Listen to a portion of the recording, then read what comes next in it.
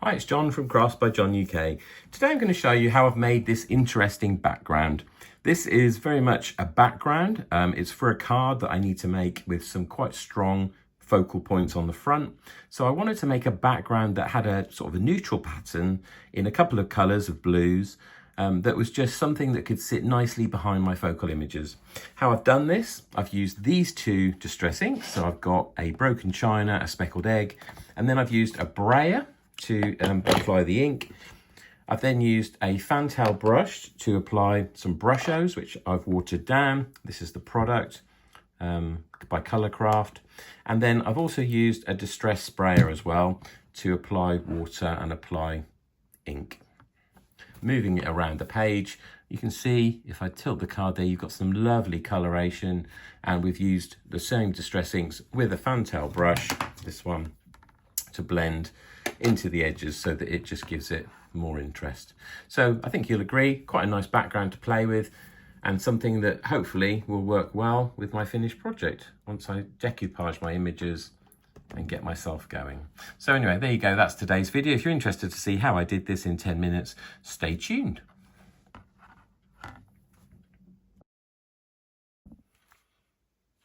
Okay, let's get started then. So I've got my piece of 7x5 watercolor cardstock here, and these are the images that I'm going to use. This is a very unusual card.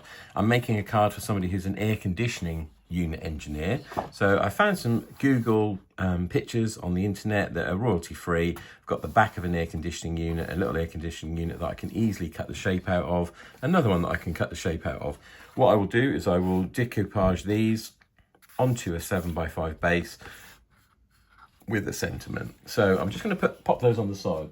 Because I've got quite a busy set of images, I just want a plain background to play with. So I've got a couple of different colour distress inks here. So I've got speckled egg and I've got broken china. These are distress, not distress oxide. And I've also got my Brushos in ultramarine. I've got a little pot here actually of the Brushos that I've watered, and I'm going to be using a Lavinia fantail brush and my brayer. So I've got my brayer and I'm going to be using a glass mat. What I want to do is create a watery type background because obviously air conditioning units are all about water. So what I'm going to do, take my distress ink and I'm just going to smush it kind of onto the glass mat. Taking my lighter colour, the speckled egg, and again, just kind of smushing it, squishing it around basically. You're not going to see too much of this because it's a really pale colour, but trust me, it's there. What I'm going to do then is take my brayer and I'm first of all going to just try and mix these colours in a little bit. So I'm going over with the brayer, kind of lifting it up, but trying to do it in one movement because if you lift it up, you tend to get lines. You can't see an awful lot of colour there.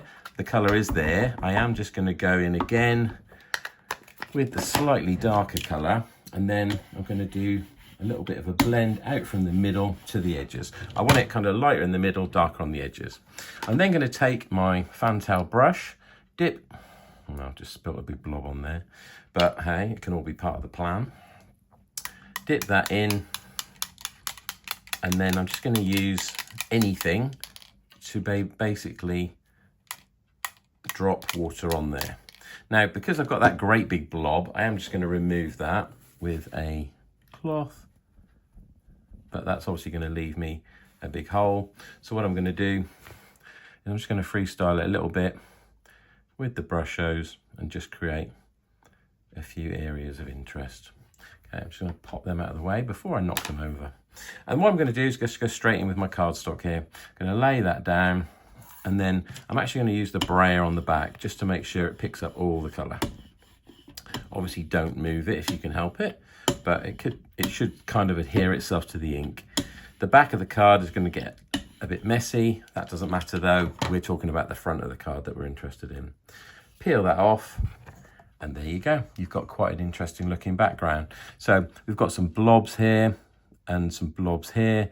Kind of got an area here that's a little bit missing of colour, and then we've got that big blob over here. Now I've got my distress sprayer here, and what I'm going to do is just give that a bit of a spray, and what we can do is use what's left on the glass mat to just kind of mop up. I can see there's some colour here. I'm going to try and get that into that space there.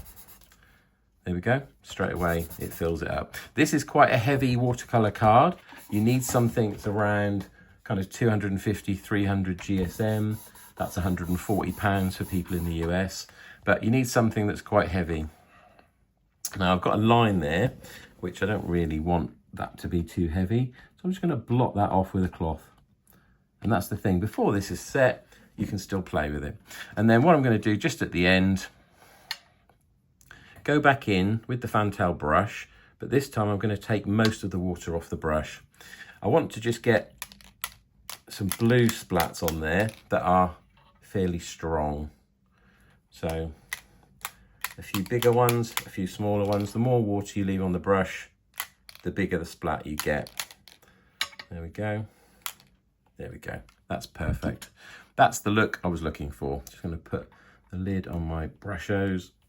These little pots are great. They're from Lavinia, and they're really handy for mixing the Brushos up and then keeping them in a little set, but they are dangerous. The minute you open the pot, it goes everywhere. So there you go. There's our background. If I dry that, let me just quickly give that a blast with the old heat gun. It'll take a little bit of drying because you can see it's got quite a lot of water sitting right on the surface, but because this is a heavy cardstock, as I said, it will dry and that colour will blend in. What you'll find is where the blobs are, you get quite a nice edged blob. I'm trying to create a kind of water effect here, obviously to link in with the air conditioning theme. Air conditioners are all about water, aren't they?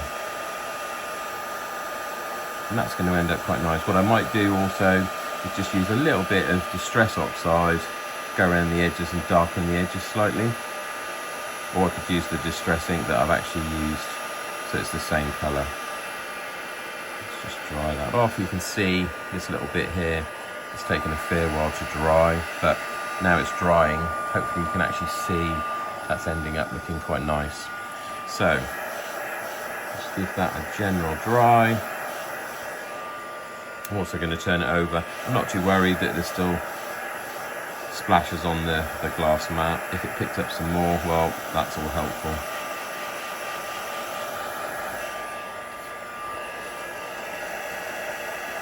There we go, so that's kind of dry. Let's just give this a wipe and then move that out of the way, and then I will just ink around those edges. I'm really only showing you how to make the background on this card. I'm not intending on doing a video on the whole thing. Just going to grab my blue brush, and this is one of those kind of fan brushes. So what I'm going to do is use the darker of the two colours. I've got quite a lot of light in the middle, which is quite nice, and I'm just going to use this broken china distress ink to do the edges. Now what I would normally do is take a scrap piece of paper, so I've just got an offcut here next to me, and just going to trim that down a little bit. Just going to use that to hold the paper. That way, make sure I don't take anything off with my fingerprints. Distress ink, always put it on, take it off, and start off the project. So you can see I'm just doing circles, and that will fill in those edges and create us a darker edge. Now in card making, we usually go darker edge, lighter center. It kind of frames our content, our middle piece of interest. So I must admit, I tend to use this technique a lot, where we darken our edges so that it kind of calls highlight to the center of the card. You can see the difference it makes. This side is white, this side is blue. That now looks completely different to that. And this is the kind of effect we're looking for. So again, just going along that edge. Actually using a fair bit of ink. This is quite heavy paper, so it will take quite a lot of ink, but always starting off the paper. That way it makes sure you don't get a great big blob of ink and an effect of the actual brush when you apply it. Now typically we go darker on our corners. Again, it's a focal thing, kind of draws your eye in. And think about the way your paper is sitting on the page as well. Don't try this technique if there's a slightly lifted edge, because you'll find you probably end up wrinkling the card, which you don't want to do. Here we go, in the corner again, just giving it a little bit of welly, and then on this long side, getting plenty of ink onto the brush, starting on the mat, and then taking the colour onto the card. And if there are any interesting areas on the card where you've kind of not ended up with enough ink, you could similarly use this technique to fill any of those in. Because it's the same colour palette, you'll find it'll blend quite easily, like here maybe. Just go over that lightly. That'll fill those kind of areas of white. Be careful, be mindful about how heavily you press down. You go in really heavy, you'll probably find you get the impression of the brush. We don't want that. So there we go. And I'm just looking at that now and deciding, okay, which areas need a little bit more. I think that's probably about enough. One other little trick I will show you is this one. If you drag your edge along the actual ink pad, you get a nice darkened edge. So if you have a white border here and blue on the card, you can instantly notice that. If you do this, it puts the blue onto the edge of your project, and then you won't notice that.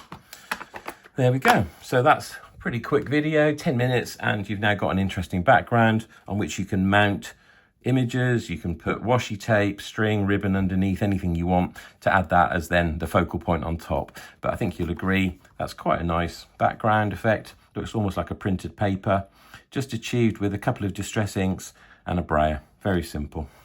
There you go. Hopefully you found that useful. If you did, maybe check out some of my other technique videos in my channel. Maybe give a like and subscribe, and then you'll be notified when other videos are available. Thanks for your time today, and I'll catch you soon.